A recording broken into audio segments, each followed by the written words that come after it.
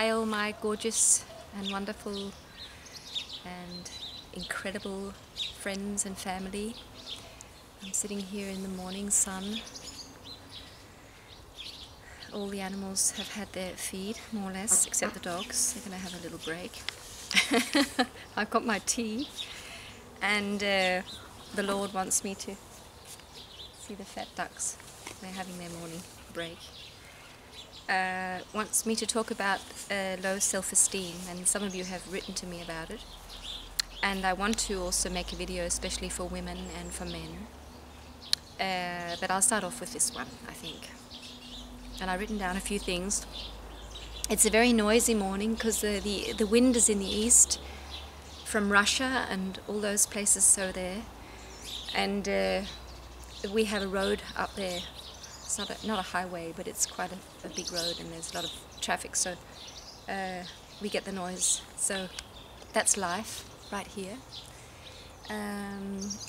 Yeah, I've written a few things down. I'm gonna try to see how I can help you and help myself to move on with this subject, which is something that affects everyone. I mean, everyone has some sort of self-criticism, self-judgment, being judgmental, and to a certain degree it's important we have it, of course, that we can see ourselves, try to look at ourselves from the outside and say, okay, I wonder how I seem. Look at myself in the mirror, just check, you know, is this how I want to look? Is this how I want to behave? Is this right for me? So we need it, but having low self-esteem really means that we sort of have a constant, very critical, very bad idea about ourselves, and it's just holding us down. So it's very unhealthy, and so we all have it to some degree, and it is extreme for some people. And I think in this day and age, it's never been as bad as it is now. I mean, because it's an epidemic, really, more or less.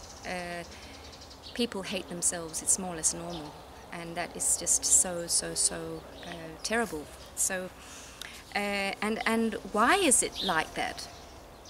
And you can just say one of the main reasons, just I come to think of, is that through history, I mean, going back a few thousand years, you and I would have had a mum in some tent or very simple house, and she was around there cooking all day, and our father would be out getting some food in some way, and there would be some sort of community that we were part of. And from the moment we're born to the moment we die, we have a place there.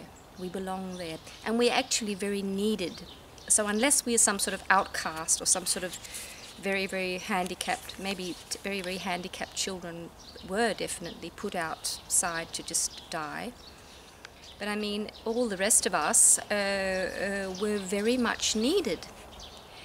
Because we would have been working and helping our parents, and everybody, it was like a beehive. We were all there together, and it didn't. Of course, the beautiful ones were noticed, and actually often then they were actually sacrificed. I mean, in many societies they took the most beautiful ones and killed them.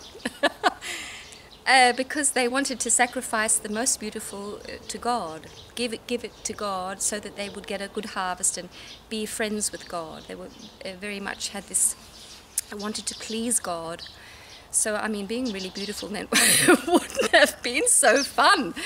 But even that, I mean, that young woman or young man who was being sacrificed because of their beauty, I mean, how did they feel? And I think to a great degree they would have maybe feel very honoured. I mean, so we just were so different, but basically we were part of something very harmonious. Although there were problems then too. I mean, there's always been challenges for human beings. You were a little jigsaw puzzle in a big jigsaw. Now, today, all that's gone. So you're very much alone. And this whole system that you were part of is not there. You're sort of And so apart from all the other problems we have, we're very much alone. And the whole way of being human has changed so much because of there's not so many duties to do. We have to prove ourselves good. We have to do something special to be good now. And that is really a very sick way to bring up people, because you can't. You might feel you can prove that, oh, I'm very good at badminton, or I'm a world something football player, I'm the greatest singer on the earth. But one day that voice is gone. One day you can't run after that ball. And really, you didn't prove any. I mean, you proved that you had some. You were clever in some way, but not that you're a better human in any way. So, from being, I mean, the way we look at each other is just so different and very, very unhealthy, because we're looking at the exterior and seeing how is this person special, because if this person is special or clever in any way, they're good, and they're definitely better than me, and that's a lie. So we're living our lives on a huge lie. We think that we need to do something special or be something special or look special to be good, and that is one huge lie, because it's not true. Let's just go and look more in depth into this and try to see it from different angles. So we have this self-esteem problem where we are right now, I was just thinking about this one thing that I was going to mention in other videos, and we could mention that many times. Many people ask, what am I going to do with my life? I mean, here I am, maybe with my low self-esteem. What am I supposed to be doing? Am I supposed to be a cleaner all my life, or some computer something all my life, and I don't even really like it? Aren't I just wasting my life, sort of thing? And how I see it is that where you're supposed to be in your life is where you are right now, and what you're supposed to do is heal yourself. That's the big one. And I've probably said this many times before, but if you want to know where to put your focus, do it on healing. Go within. And this might be, and the way to do it is to say, okay, what's the biggest problem in my life? In myself. What is the thing that I'm struggling the most with? Is it my health? Is it my self-esteem? Is it whatever? And here we'll look at self-esteem. So that's whatever job you have, just leave that for a minute and just let that be what it is, and start working on this to heal this low self-esteem, because it is a sickness. It's not. It needs to be healed so that you can be you.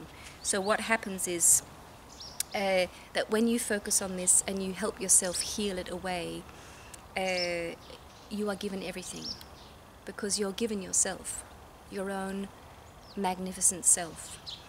And you just become who you are.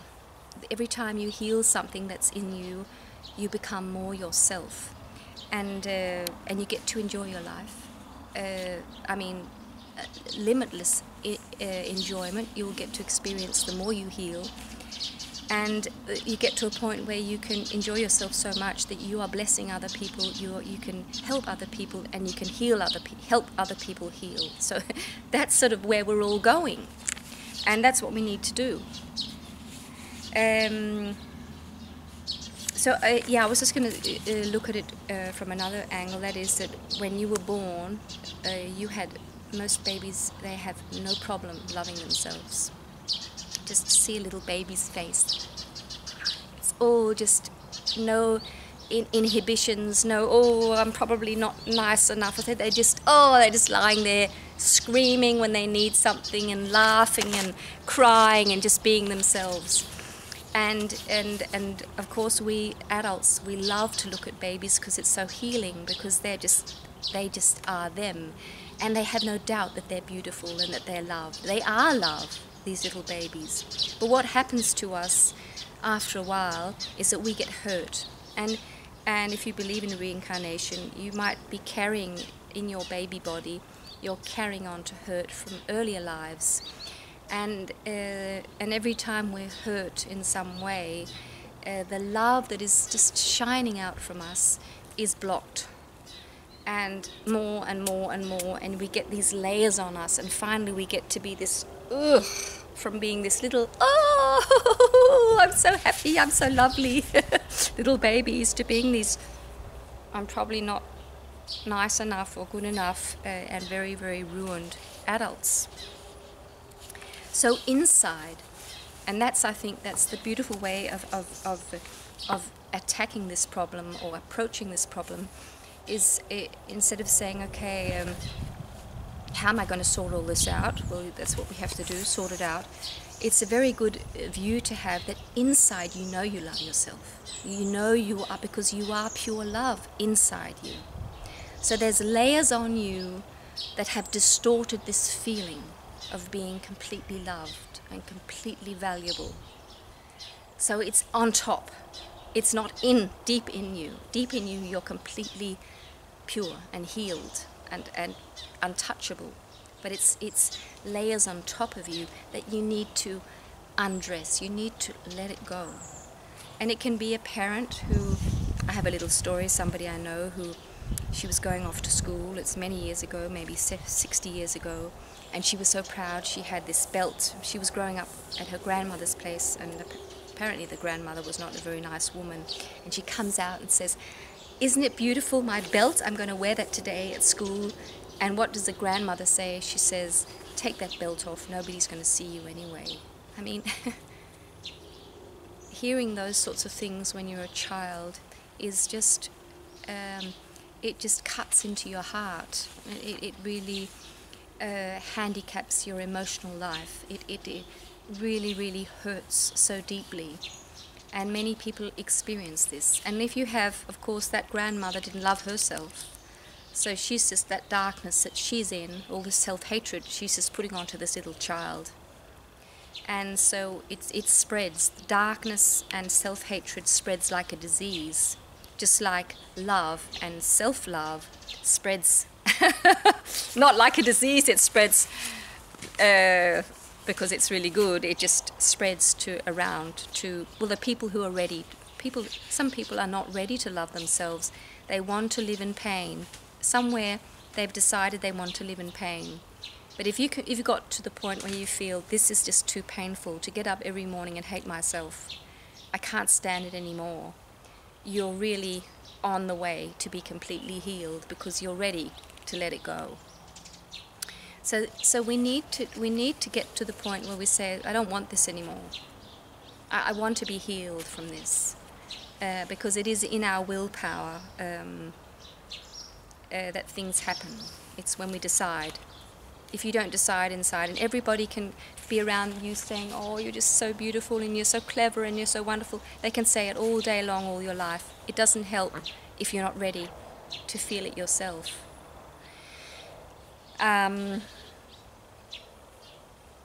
Yeah, and well, actually, parents can say hurtful things, but I've been a parent to 4 children, and I've done all these different mistakes, which you can see later on.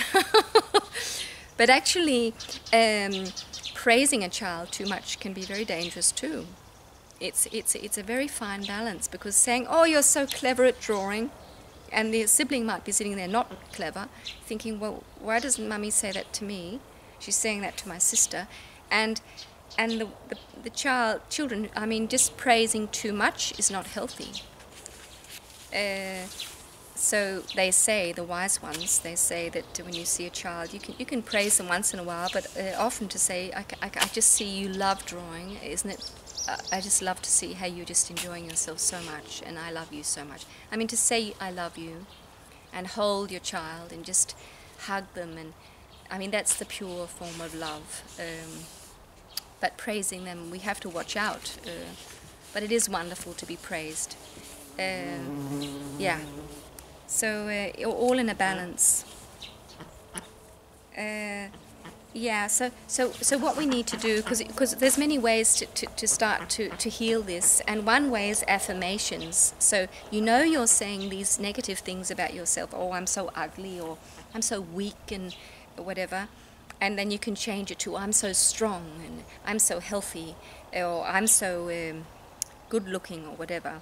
But those affirmations aren't very efficient, because you're just pushing something down that you actually don't believe. So you can use EFT, which is more powerful because you're going deeper, because you're using these points. But I think really admitting, just allowing yourself to feel as you feel, and as Eckhart Tolle says, to shine your consciousness onto it. So if you're feeling, oh, I feel I'm so ugly, or whatever it is, just acknowledge, just admit to yourself, I have this feeling.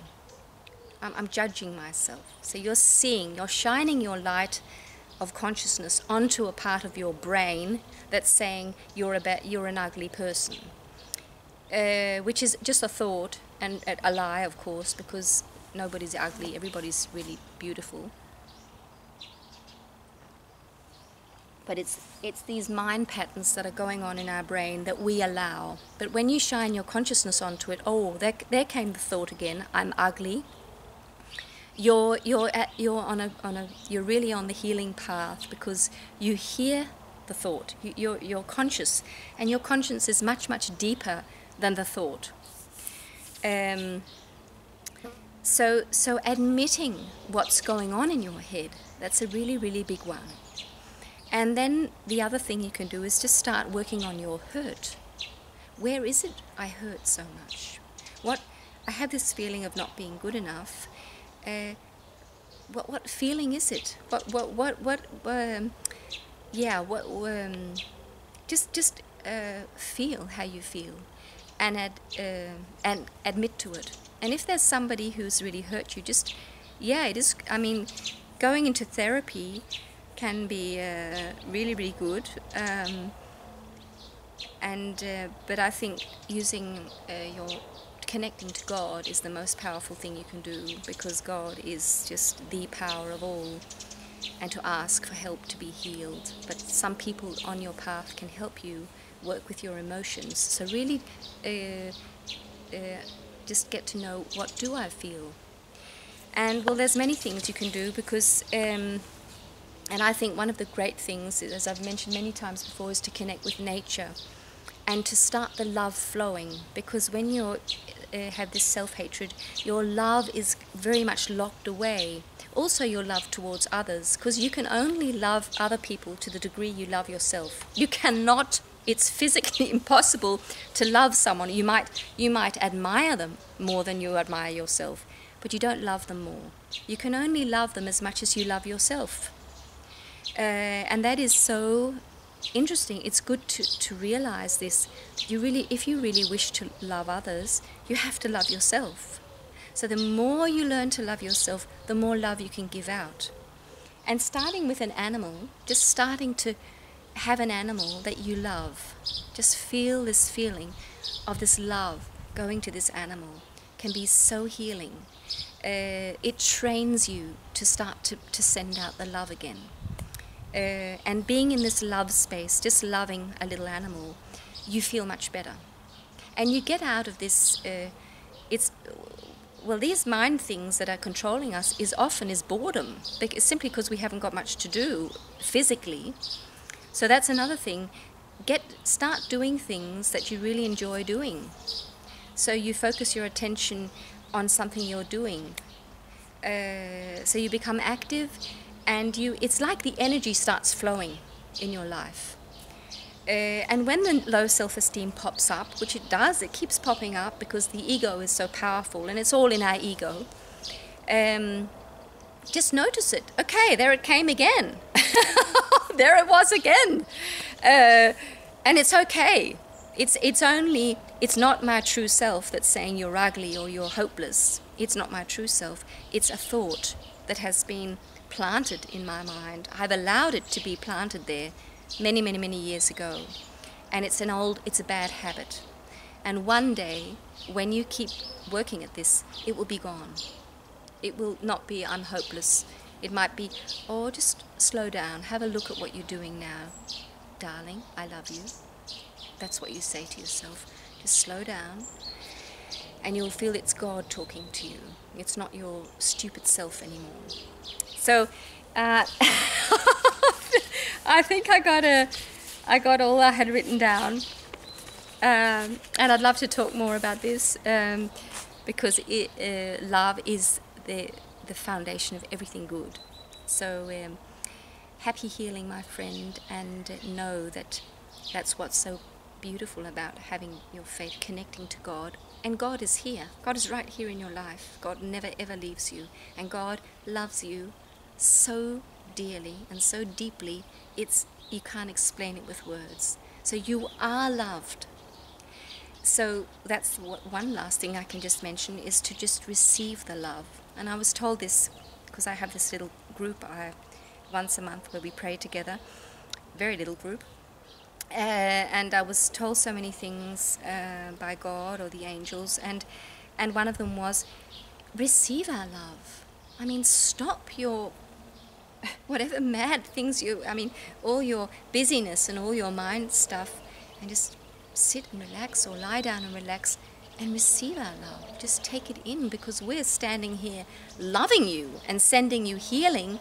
But if you don't take it in, it doesn't work. So take it in, take the love in. It's pouring down onto you all the time.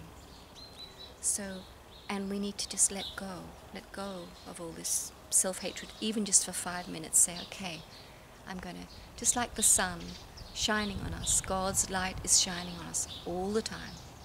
So just let go and take it in. You feel you'll just heal more and more.